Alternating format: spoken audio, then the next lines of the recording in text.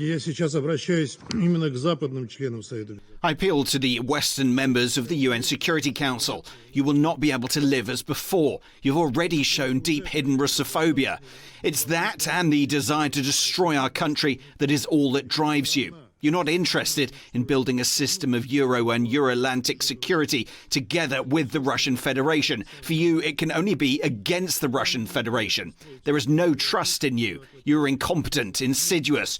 You created Nazis near our borders, then stirred up the situation. The more you lie about the Minsk Accords, the more people will believe that Russia had no choice but to start the special operation. Well, 8 years ago, this very body voted to make the Minsk Agreement the path forward for peace regarding the situation in Ukraine. And now on the anniversary, we have U.S. officials being rather deceptive and somewhat glib in how they talk about the Minsk Agreement and how they interacted with it. The other Minsk Agreement signatories, France, Germany, Ukraine, and the OSCE, sought to implement the agreements in good faith.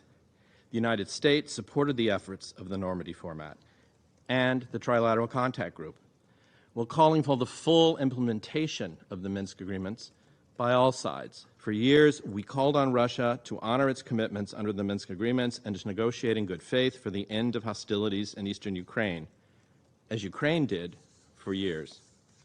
On what planet did this happen? We now have admissions from multiple NATO officials saying that they never intended to implement the Minsk agreements. They had simply signed the Minsk agreements to buy time and set the stage for a coming confrontation.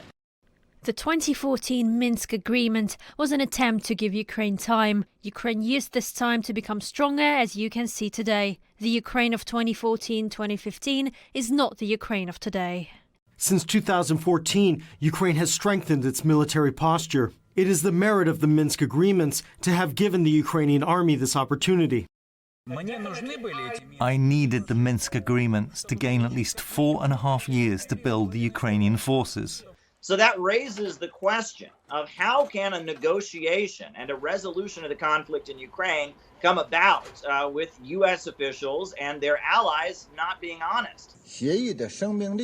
The viability of any agreement depends on how well it's implemented. If it can't be translated into concrete actions proactively and in good faith, even the best agreement would end up being just a piece of paper. On the other hand, if all provisions could be effectively implemented, the Ukrainian crisis might not have developed to what it is today. The Ukrainian crisis is the essence and culmination of security conflicts in Europe that are closely related to NATO's constant eastern expansion since the Cold War.